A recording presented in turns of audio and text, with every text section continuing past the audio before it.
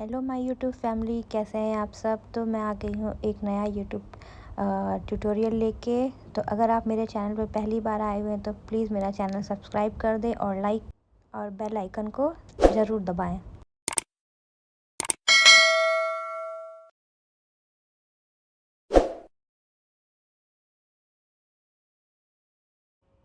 तो फिर बिना टाइम वेस्ट किए अब स्टार्ट करते हैं हम।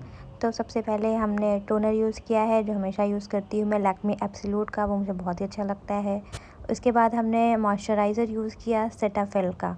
तो सेटाफिल का जो मैंने मॉइस्चराइज़र यूज़ किया है वो ऑल स्किन टाइप का है और बहुत ही अच्छा वर्क करता है। अगर आप समर में मेकअप कर रहे हो, जिनकी स्किन बहुत ही ड्राई है, तो आप सेटाफिल ऑप्शन में रख सकते हो।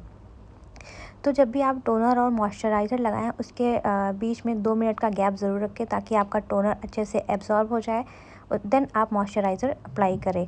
तो हमने मॉइस्चराइज़र अप्लाई कर लिया है। उसके बाद हम कर रहे हैं अपनी आईब्रो। तो आईब्रो डिफ़ाइन करने के लिए मैंने वेट एंड वाइल्ड का आईब्रो डिफ़ाइनर किट यूज़ किया है। तो मैंने जो कलर पिक किया है वो मैंने ब्राउन यूज़ किया है। तो मैं हमेशा ही ब्राउन कलर पिक करती हूँ आईब्रोज़ फिलिंग के लिए। और उसके बाद मैं स्कूली ब्रश से बालों को सेट करती हूँ ताकि जो बाल जहाँ जिस जगह के हैं वहाँ पे सेट हो जाए और हमारी आईब्रो में एक अच्छा सा कर्व वाला शेप आ जाए। तो जब भी आप आईब्रो बनाएं तो उसमें आर्च का शेप, अगर आपके आईब्रो में है तो थोड़ा सा आर्च का शेप ज़रूर दें, क्योंकि बहुत अच्छा लगता है। और आईब्रो जब भी करें तो दोनों साइड एक साथ काम करते हुए चलें। उसके बाद मैंने आईब्रो अपनी कंप्लीट कर ली है। आईब्रो कंप्लीट करने के बाद अब मैं आईज़ पे कंसीलर लगा रही हूँ और वो कंसीलर है मेबलिन का। मेबलिन फिट मी कंसीलर यूज़ कर रही हूँ मैं। तो मैंने दोनों आईज़ पे लगाना शुरू कर दिया है। एक आईज़ पे लगा लिया, अब दूसरी आईज़ पे लगा रही हूँ मैं। तो आप जब भी लगाएं, आप अपनी क्लाइंट को बोले कि वो अपने आईज़ हमेशा क्लोज़ रखे, नहीं तो कंसीलर पे क्रीज़ पड़ जाता है और जब आप उसे टीएल से लॉक करते हो तो पैचेस क्रिएट हो जाते हैं। तो अब इसको मैं जो कंसीलर मैंने लगाया है उसको मैं ब्यूटी ब्लेंडर से ब्लेंड कर दूँगी। बहुत ज़्यादा ब्लेंड नहीं करना है, बस जो एक्सेस है उसको ब्लेंड करना है। तो आप दोनों साइड ब्लेंड कर लें। तो जैसा आप देख रहे हो मैंने ब्लेंड कर लिया है। अब ब्लेंडिंग करने के बाद हमारा नेक्स्ट स्टेप क्या होता है, ब्लेंडिंग करने के बाद हमें तुरंत ही उसे पाउडर से लॉक करना होता है। तो आप किसी भी कॉम्पैक्ट पाउडर से या टीएल से लॉक कर सकते हैं। तो मैं शुगर के ट्रांसलूसेंट पाउडर से मैं उसको सेट कर रही हूँ। तो जब भी सेट करें आप बहुत ही हल्के हाथों से सेट करें, बहुत ज़्यादा प्रेस करके ना सेट करें आप कॉम्पैक्ट को। तो अब अब करेंगे हम आईज़ पे आई शेडो पिक करेंगे। तो मैंने अपने न्यूड की आई शेडो पैलेट उठाई है और मैं बहुत ही लाइट कलर का, आप देख रहे हो ब्राउन और हल्का लाइट है जो, उसको मिक्स करके मैं क्रीज एरिया और ट्रांजिशन लाइन पे कलर पुट कर रही हूँ। तो अब मैं ब्लेंडिंग कर रही हूँ। तो आप मेरे हैंड्स की मूवमेंट देखते रहें कि कैसे मैं ब्लेंडिंग कर रही हूँ। ब्रश पे प्रेशर बिल्कुल नहीं देना है, आपको हाथ अपने एकदम लाइट रखने हो और एक हाथ से हल्के से आईब्रो को ऊपर की तरफ से स्ट्रेच करना है ताकि हमें जो आईज़ पे हमारे आईज़ वाला एरिया है वो अच्छे से प्रॉपर विजिबल हो और कलर्स अच्छे से उस पर ब्लेंड हो।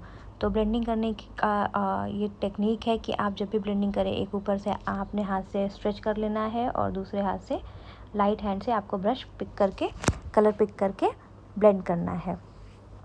तो ब्लेंडिंग करते हुए दोनों साइड पे दोनों आईज़ पे एक साथ ही ब्लेंडिंग करें। इससे आपको आइडिया लगता रहता है कि कहाँ पे कलर कम है, कहाँ ज़्यादा है हो और किस साइड ज़्यादा कलर लगा हुआ है, किस साइड कम लगा हुआ है, इसका आइडिया हमें लगता रहता है। तो आप जब भी कलर आईज़ पे कलर लगा रहे हो आई शेडो, तो ये ध्यान में ज़रूर रखें कि दोनों आईज़ पे आपको आई शेडो एक साथ लगाते हुए चलना है। तो कभी कभी ब्रश में क्या होता है, कोई पार्टिकल्स फंस जाते हैं तो वो इरिटेट करता है। तो आप जब भी ब्रश पे आई शेडो पिक कर रहे हो, एक बार से डस्ट ऑफ कर ले। तो मैंने डस्ट ऑफ तो कर लिया था बट कुछ उसमें फंस गया था ब्रश में, जिसकी वजह से आईज़ पे इरिटेशन हो रही थी। तो मैंने उसको क्लीन कर लिया है। अब हम कर रहे हैं फिर से ब्लेंडिंग। तो ब्लेंडिंग करने में आपको 3 से 4 मिनट तो लग ही जाते हैं और अगर आप नए हो तो आपको ब्लेंडिंग करने में 10 से 15 मिनट लग जाते हैं। तो ये आपकी प्रैक्टिस पे डिपेंड करता है कि आप कितना प्रैक्टिस करते हो। आप जितना प्रैक्टिस करते जाओगे आपकी टाइमिंग उतनी ही डिक्रीज़ होती जाएगी। तो मैंने तो बहुत प्रैक्टिस करी है, तो आप भी प्रैक्टिस करें। अब मैंने ब्राउन का डार्क कलर पिक किया हुआ है। अब मैं उसे अपनी क्रीज़ लाइन पे पुट करूँगी और उसे ब्लेंड करूँगी। अब देखो मैं क्रीज़ लाइन पे कैसे पुट कर रही हूँ कलर। मैंने बीच से स्टार्ट किया है और फिर किनारे इनर कॉर्नर की तरफ लेके जा रही हूँ, देन आउटर कॉर्नर की तरफ लेके जाऊँगी। तो आपने भी ऐसे ही कलर पुट करने हैं। सबसे ऊपर लाइट कलर, उसके बाद क्रीज़ लाइन पे उससे डार्क कलर। तो आप जब भी कलर्स लगाएं इस बात का ज़रूर ध्यान दें कि ट्रांजिशन हमेशा लाइट कलर पे होता है और क्रीज़ लाइन पे उससे थोड़ा डार्क कलर होता है। तो कलर ब्लेंडिंग आपको आनी ज़रूरी है। अगर आपको कलर व्हील के बारे में पढ़ना है, आपको समझ में नहीं आता है कि आप कौन सा कलर आइस पे पिक करो, कौन सा कलर उठाओ, कौन सा लगाओ, तो उसके लिए आप मुझे कमेंट करें। मैं आपको कलर थ्योरी का भी आपको एक ट्यूटोरियल बना के पोस्ट कर दूँगी। तो जिनको भी कलर थ्योरी के बारे में पढ़ना है वो प्लीज़ मुझे नीचे कमेंट करें, तो मैं वो वाली वीडियो पोस्ट कर दूँगी। तो अभी हमारी ब्लेंडिंग चल रही है। तो ब्लेंडिंग करने में थोड़ा टाइम लगता है। तो जैसा मैंने बोला प्रैक्टिस होनी चाहिए। प्रैक्टिस ज़रूरी है, बहुत ही ज़रूरी है। जितना प्रैक्टिस करोगे आप उतनी जल्दी आपकी चीज़ें एकदम ब्लेंडेड दिखेंगी और टाइमिंग भी बहुत कम हो जाएगा आपका मेकअप का। तो अगर आप मेकअप करते हो तो सबसे पहले मेकअप में क्या करते हैं, सीटीएम करने के बाद आप पूरा फेस का बेस बनाते हैं या आईज़ का मेकअप करते हैं। तो आप मुझे कमेंट बॉक्स में कमेंट करके बताओ। तो मैं तो सबसे पहले सीटीएम करती हूँ, उसके बाद में आईज़ का मेकअप करती हूँ। क्यों, इसके पीछे भी एक रीज़न है कि जब हम आईज़ का मेकअप करते हैं ना तो हम कलर पिक करते हैं, तो वो कलर हमारे फेस पे गिरते हैं, पिगमेंट्स गिरते हैं। तो उन्हें क्या होता है, हम उन्हें वाइप कर सकते हैं, बट अगर हमने पूरा बेस लगा दिया फेस पे तो जब वो कलर नीचे गिरते हैं, फॉल आउट होते हैं, अगर हम उन्हें तब वाइप आउट करेंगे तो वो कलर हमारे पूरे फेस पे फैल जाते हैं। तो इससे बचने के लिए मैं आईज़ का जो मेकअप है वो पहले करती हूँ। ऐसा ज़रूरी नहीं है, कुछ लोग आईज़ का बाद में करते हैं। तो इससे आईज़ का जो लोग बाद में मेकअप करते हैं, बेस पहले कर लेते हैं, तो वो क्या करते हैं, अंडर आईज़ टिश्यू पेपर रख लेते हैं या पफ़ी रख लेते हैं, जिसकी वजह से जो फॉल आउट होता है वो उसके ऊपर ही होता है। बट जब अगर बेस बना लिया और आईज़ का मेकअप कर रहे हो तो हाथ जहाँ भी आपके फेस पे पड़ता है ना, वहाँ से प्रोडक्ट थोड़ा सा हट जाता है। तो इस बात का ज़रूर ध्यान रखें। तो अब मैंने अपने प्रिटी ऑल सेट पैलेट से एक पर्पल कलर का शेड लिया है। तो आपने देखा पहले मैंने ब्राउन लिया, अब मैंने पर्पल कलर लिया हुआ है। तो पर्पल कलर को मैं अपने आउटर कॉर्नर से वी के शेप में इनर कॉर्नर तक ब्लेंड कर रही हूँ। तो आप भी सेम कलर ले सकते हैं, चाहे तो किसी और कलर से भी प्रैक्टिस कर सकते हैं, बट कलर्स आप कोई भी पिक करें, बट आप ब्राउन की ही फैमिली में जाइएगा। सिंगल फैमिली जो मोनोक्रोमेटिक कलर्स होते हैं ना, उस फैमिली के कलर्स के साथ आप कलर प्ले कर सकते हो। तो आपको क्या पता करना है मोनोक्रोमेटिक कलर्स क्या होते हैं। तो मोनोक्रोमेटिक कलर्स होते हैं एक ही कलर के शेड, यानी कि आपने जैसे कोई ब्राउन कलर उठाया, ब्राउन कलर का lightest shade, darker shade, lightest to darker shade जब वो होती है तो उसको बोलते हैं मोनोक्रोमेटिक, उसको बोलते हैं सिंगल फैमिली के कलर। ऐसे आप अपने ग्रीन कलर हो गया, तो ग्रीन का सबसे डार्केस्ट कलर से लेके उसके बीच में जितने भी कलर आते हैं और ग्रीन का सबसे लाइटेस्ट शेड, ये हो गया आपका मोनोक्रोमेटिक कलर। तो आपको अगर कलर्स के बारे में नॉलेज लेनी है तो आप मुझे वीडियो में कमेंट करें, तो मैं आपको कलर, जैसा कि मैंने बताया कलर व्हील, तो ये सारे कलर व्हील में ही आते हैं। ये सब जो कलर्स के बारे में नॉलेज होती है ना, कलर व्हील के अंदर ही आते हैं। तो मैं वो वीडियो पोस्ट कर दूँगी। तो मैंने अपना जो पर्पल कलर है उसको मैंने अपने आउटर कॉर्नर पे ब्लेंड करना शुरू कर दिया। आप देख रहे होंगे कि पर्पल कलर का हल्का सा इफ़ेक्ट आ रहा है। अब मैंने ब्लैक कलर लिया है और अपने लाइनर एरिया पे, जहाँ पे लाइनर लगाते हैं उस एरिया पे हल्का हल्का मैंने डार्क करना शुरू कर दिया है। अब मैंने लिया है ब्राउन कलर। ब्राउन और ब्लैक का मिक्स भी कर सकते हो, चाहो तो सिंपल ब्लैक कलर भी कर सकते हो।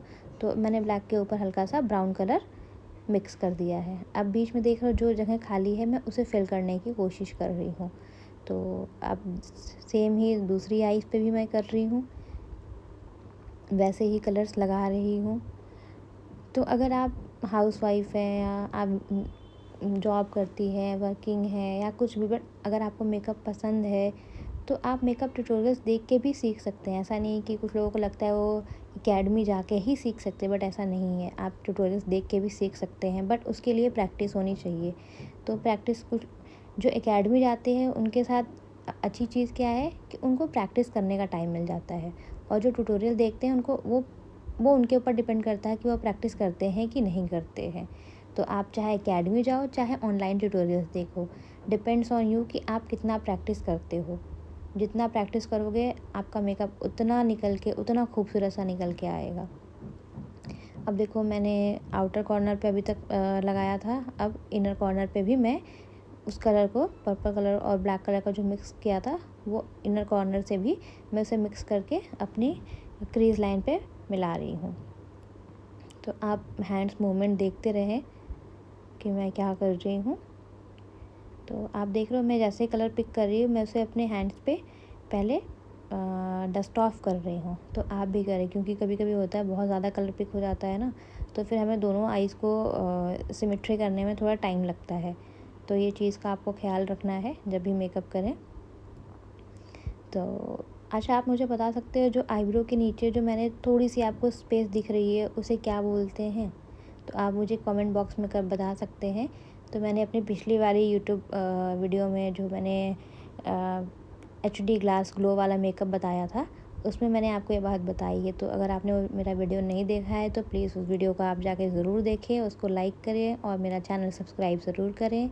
तो अब मैंने ब्लेंड कर लिया है। उसके बाद मैं चारमेसी मिलानो का balm shade colour balm shade का शिमर लगा रही हूँ। ये बहुत ही अच्छा है। अगर आप चाहे तो, जिनको मेकअप करना नहीं आता आइज़, वो चाहे तो बस एक सिंगल सा पिंक कलर उठाया और पूरे आइज़ पे उसको ब्लेंड कर दिया। उसके बाद आपने ये जो शिमर है इसको आप अपनी पूरी आइज़ पे लगा सकते हो और बहुत ही अच्छा निकल के आता है, बहुत सुंदर।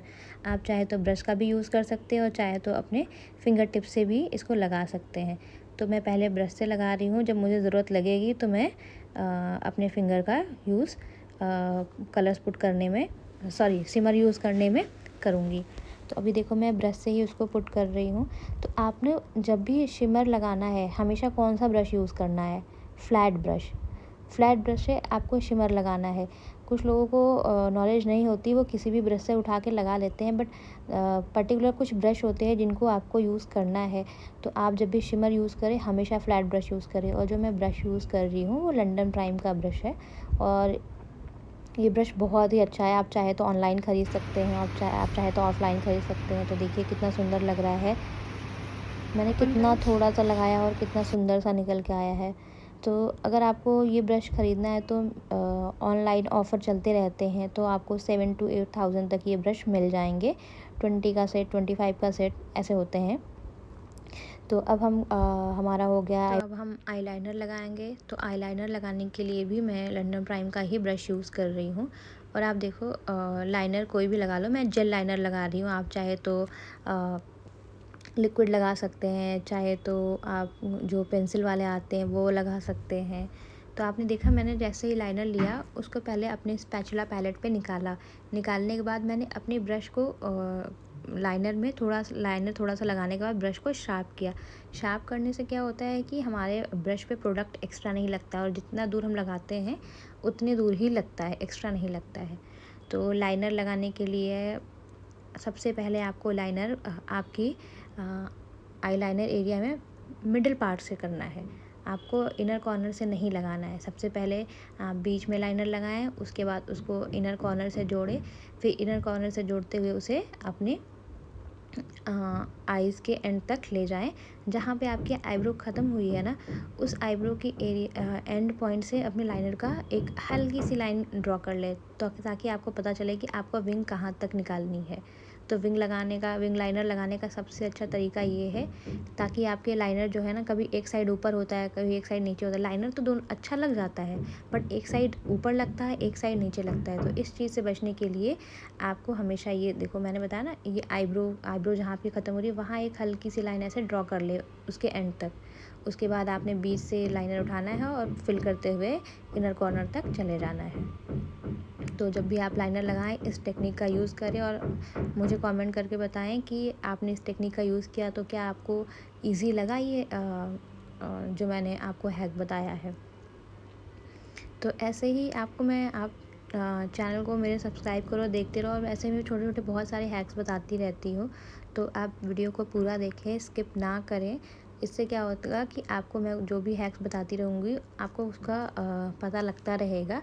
तो मेरी वीडियो को लाइक और सब्सक्राइब ज़रूर करें, ज़रूर ज़रूर ज़रूर करें।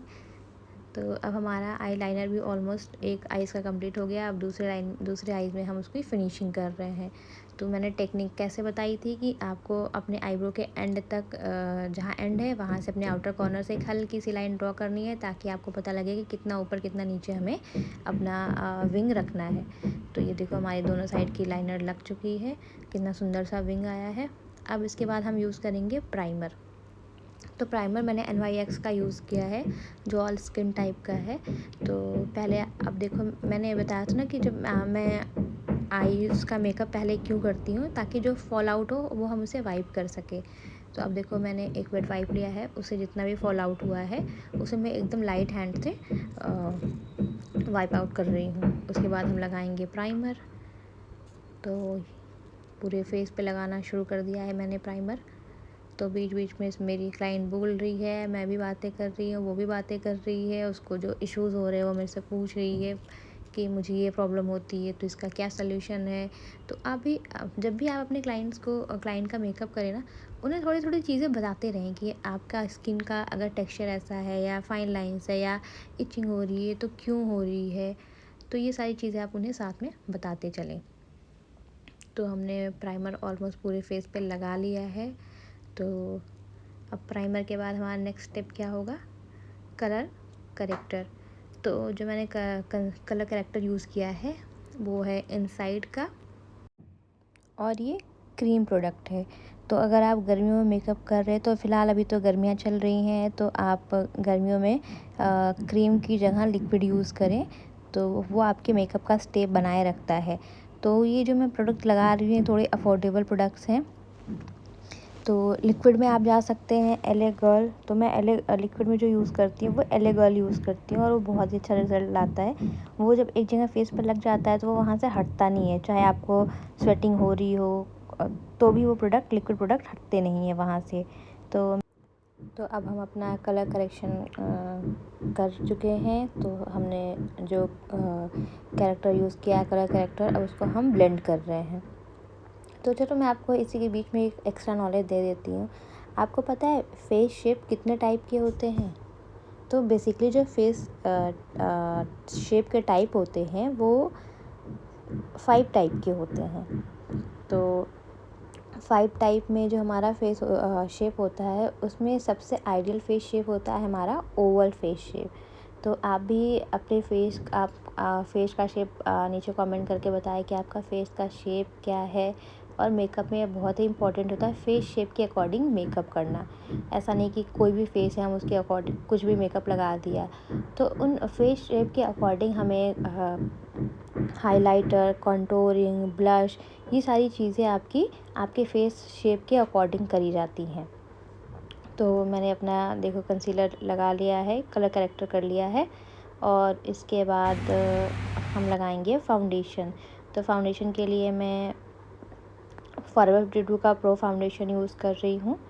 तो अगर आपको लगता है कि फाउंडेशन ज़्यादा मैट हो गया है तो आप उसमें थोड़ा सा मिस्ट यूज़ कर सकते हैं। मिस्ट यूज़ करने से क्या होता है, आपका जो फाउंडेशन है वो बहुत अच्छे से ब्लेंड होना शुरू हो जाता है, वो ब्लेंडेबल हो जाता है। तो फाउंडेशन यूज़ कर लिया मैंने। अब मैं फाउंडेशन लगाने के बाद बेकिंग स्टार्ट कर दिया है मैंने। तो फाउंडेशन जब भी लगाएं, और अगर आपको क्रीम प्रोडक्ट लगाने हैं तो आप इस बात का ज़रूर ध्यान दें कि अगर आपने क्रीम प्रोडक्ट लगाया है तो उसे अगर आपने लॉक कर दिया है TL से, तो उसके ऊपर कोई भी लिक्विड प्रोडक्ट ना लगाएं। अगर आपने बेस बना दिया है और आपको लिक्विड प्रोडक्ट का जैसे ब्लश यूज़ करना है, कॉन्टूर यूज़ करना है, तो ये सारी चीज़ें आप बेकिंग करने से पहले ही करेंगे। वरना आपने एक बार अगर TL लगा दिया और उसके ऊपर क्रीम प्रोडक्ट लगाएंगे तो वो पैच बन जाएगा। तो आपको मेकअप में एक ही चीज़ ध्यान देनी है कि पैच ना बने। तो अब मैंने हाइलाइटिंग भी कर दी है। हाइलाइटिंग देखा आपने किस किस पार्ट पे मैंने किया है, तो उसे हाइलाइटर लगा के सारे एरिया पे अच्छे से ब्लेंड करना, देन उसे आप किसी अच्छे ब्रश से, बड़े ब्रश से पूरे फेस पे जहाँ जहाँ आपने हाइलाइटर किया है वहाँ पे आप TL यूज़ कर सकते हैं। उसके बाद अब आ गया है हमारा अगला नेक्स्ट पार्ट, ब्लश। तो ब्लश देखो मैं हमेशा पीछे से लगाना शुरू करती हूँ, ताकि क्या हो, जो एक्स्ट्रा प्रोडक्ट है ना वो आगे की तरफ ना आए। तो ब्लश हमारा कंप्लीट हो चुका है ऑलमोस्ट। तो ब्लश लगाने के बाद नेक्स्ट स्टेप क्या करेंगे हम, तो ब्लश के बाद नेक्स्ट स्टेप हमारा होता है हाइलाइटिंग। तो अभी मेरा ब्लश का ऑलमोस्ट कंप्लीट हो चुका है। अगर आप मेरे चैनल पर नए हैं तो प्लीज़ सब्सक्राइब करें और लाइक करें। हाइलाइटर के बाद अब हम लगा रहे हैं लिपस्टिक के लिए सबसे पहले लिप लाइनिंग ज़रूर करें, चाहे जिस भी कलर की लिपस्टिक लगा रहे हो। लिप लाइनिंग करने से आपके लिप्स पाउटी दिखते हैं और बहुत अच्छे से कलर पॉपअप होके निकलते हैं। तो लिप्स जो आप लिप लाइनर लगा रहे हो वो लिप की शेप में लगाएं। आप लिप लाइनर से लिप्स को बड़े या छोटे दोनों कर सकते हैं। छोटे करना है तो लिप्स को ओवरलाइन ना करें, और बड़ा करना है तो ओवरलाइन करके लिप लाइनर यूज़ कर सकते हैं। तो मैंने लिप लाइनिंग कर ली है। उसके बाद मैं लिपस्टिक लगा रही हूँ। तो ऑलमोस्ट मेरी लिपस्टिक भी कंप्लीट हो गई है। लिपस्टिक जो मैंने यूज़ की है वो इनसाइड की है। तो मैं इनसाइड की लिपस्टिक बहुत यूज़ करती हूँ, मुझे बहुत अच्छा लगता है और रिज़ल्ट इसका बहुत ही अच्छा आता है। तो आप देखो लिप लाइनिंग करने से कितना इजी हो गया हमारे लिए, बस अंदर हमें फिलिंग करनी है। तो लिप लाइनिंग का यही एक एडवांटेज मिलता है कि लिप पाउटी भी दिखते हैं और हमें एक्स्ट्रा लाइन क्रिएट नहीं करनी पड़ती है, लिप लाइनिंग उसे कंप्लीट कर देता है। तो हमारी लिपस्टिक भी ऑलमोस्ट कंप्लीट हो चुकी है। तो लिपस्टिक के बाद हम करेंगे हाइलाइटिंग। तो हाइलाइटिंग के लिए मैं यूज़ कर रही हूँ फॉरएवर 52 का डेजर्ट हाइलाइटर। तो हाइलाइटिंग यूज़ करेंगे हम अपने चीक बोन पे। चीक बोन के बाद हम ब्रिज ऑफ द नोज करेंगे, क्यूपिड एरिया पे करेंगे, फोरहेड पे करेंगे और चिन एरिया पे करेंगे। तो आपको हमेशा ध्यान रखना है कि आपको कहाँ लगाना है, कौन कौन से एरिया पे। और एक बात का ख़ास ख्याल रखें, जिनके पोर्स बहुत ज़्यादा ओपन होते हैं यानी मैच्योर स्किन, तो उन पे उस एरिया पे आप हाइलाइटिंग ना करें जहाँ पे ज़्यादा पोर्स ओपन है, वरना वो पोर्स और विजिबल होने लगते हैं। हाइलाइटिंग हम इसीलिए करते हैं कि हमारे जो हाई पॉइंट्स है वो हाईलाइट हो जाए। तो अगर आपने ऐसी स्किन जिस पे पोर्स है वहाँ हाइलाइटिंग कर दोगे तो वो एरिया भी हाईलाइट होने लगा, यानी आपके पोर्स दिखने शुरू हो जाएंगे। तो ऑलमोस्ट देखो मेकअप कंप्लीट हो चुका है। तो मेरा लास्ट प्रोसेस ये होता है लिपस्टिक या हाइलाइटर। तो हमने सारे स्टेप फॉलो कर लिए और हमारा मेकअप ऑलमोस्ट कंप्लीट हो गया है। तो कैसा लगा आपको ये look? Thank you so much for watching my videos.